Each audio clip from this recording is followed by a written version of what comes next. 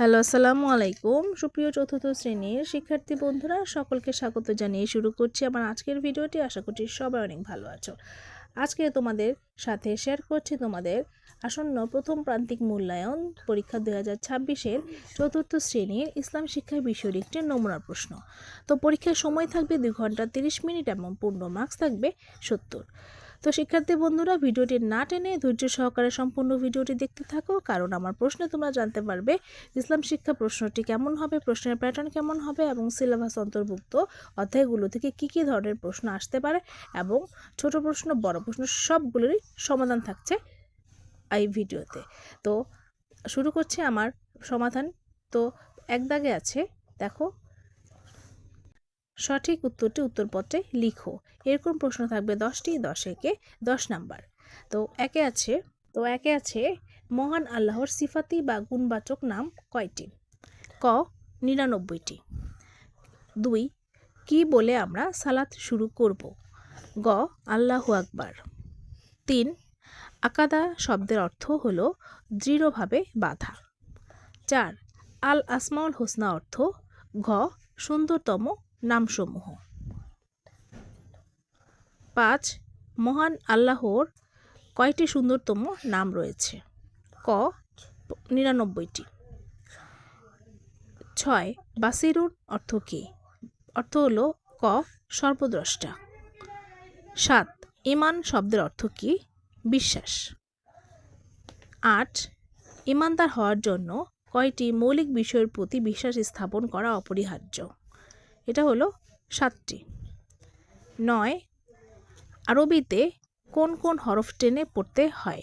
কোন হরফ টেনে পড়তে হয়? এই টেনে পড়াকে বলে ক মাদ।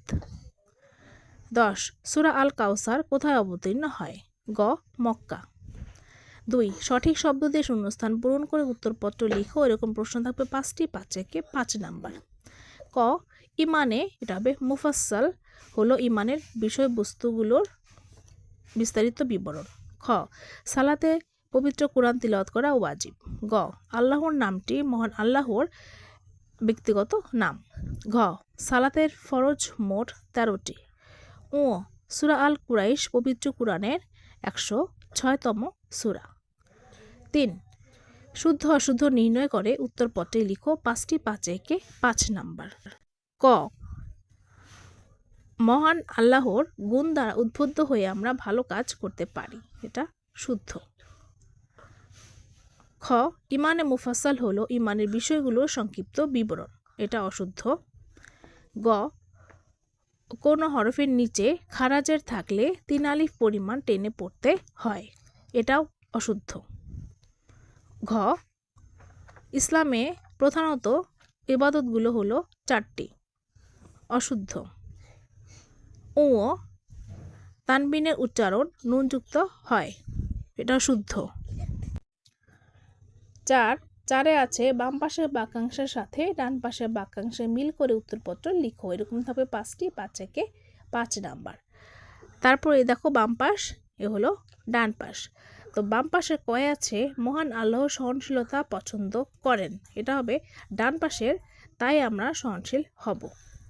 খ তোমাদের মধ্যে সেই সর্বোত্তম, তারপর সবার শেষে আছে, দেখো শেষের আগে, যে নিজে কোরআন শিখে এবং উপরকে তা শেখায়। গ মহান আল্লাহর সুন্দরতম নামসমূহে তার পরিচয় খুব সুন্দরভাবে ফুটে উঠেছে। ঘ ইবাদত করলে মহান আল্লাহ খুশি হন। ও সূরা আল কুরাইশ পবিত্র কোরআনের 106তম সূরা। 5 আছে যে কোনো 5টি প্রশ্নের অল্প কথায় উত্তরপত্রে লিখো। প্রশ্ন আছে 7টি, যে কোনো 5টির উত্তর করতে হবে, একটিতে 3 করে, 3 5 12 নাম্বার। তো প্রশ্নগুলো হলো: 1 আল আসমাউল হোসনা বলতে কি বোঝায়? খ আল্লাহকে কেন আল খালিক বলা হয়? গ আল্লাহর গুণ আল হালিম থেকে কি শিক্ষা পাই? ঘ ইবাদত বলতে কি বোঝায়? ও সালাতের হুকুম কাকে বলে? জ তাকবীরে তাহরিমা কি? ছ তানবিন ও জজম বলতে কি বোঝায়? প্রশ্নগুলোর উত্তর তোমাদের দেখিয়ে দিচ্ছি, তোমরা স্ক্রিনশট নিয়ে রেখে দিতে পারো, আমায় খাতায় লিখে নিতে পারো। ক আল আসমাউল হোসনা বলতে কি বোঝায়? উত্তর, আল আসমাউল হোসনা অর্থ সুন্দরতম নামসমূহ। মহান আল্লাহ তাআলার পবিত্র গুণবাচক নামগুলোকে একত্রে আল আসমাউল হোসনা বলা হয়। এই নামগুলোর মাধ্যমে আল্লাহর গুণাবলী ও পরিচয় জানা যায়। খ আল্লাহকে কেন আল খালিক বলা হয়? উত্তর, আল খালিক শব্দের অর্থ সৃষ্টিকর্তা। আল্লাহ তাআলা এই মহাবিশ্বের একমাত্র স্রষ্টা।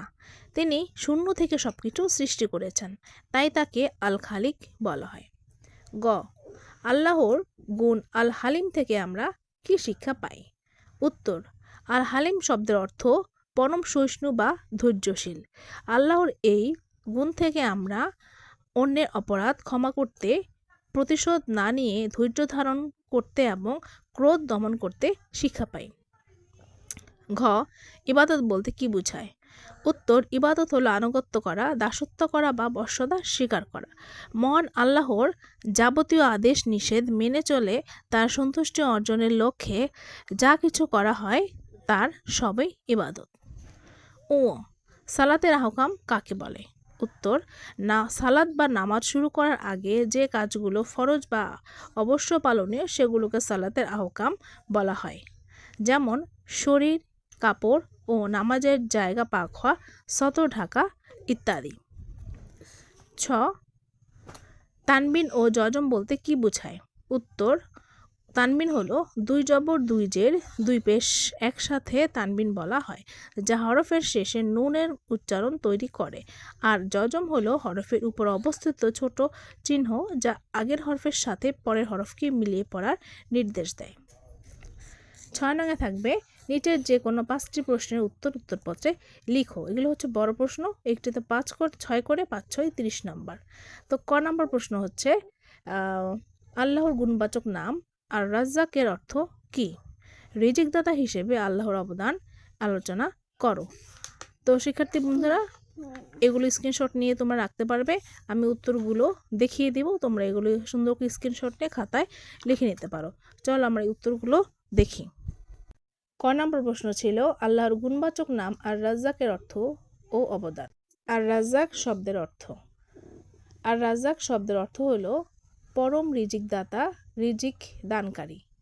আল্লাহ তাআলা হলেন রিজিকের একমাত্র মালিক ও একমাত্র যোগানদাতা। তো শিক্ষার্থী বন্ধুরা, তোমরা প্রশ্নের উত্তরটা স্ক্রিনশট দিয়ে রেখে নাও। খ নম্বর ছিল আস-সামিউ ও আল বাসির এবং আমাদের আচরণের প্রভাব।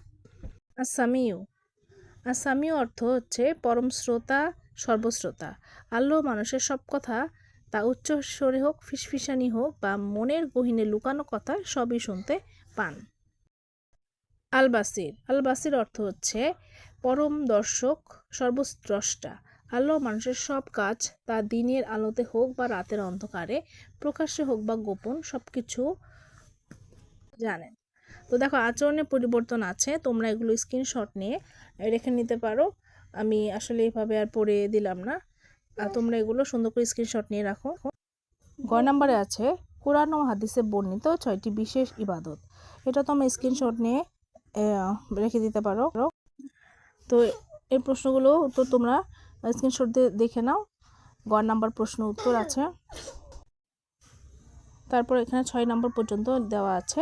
ঘয়ে আছে সালাতের আহকাম ও এর গুরুত্ব। তো সালাতের আহকাম হচ্ছে এগুলো তোমাদের বইয়ে আছে, সালাতের আহকাম 7টি।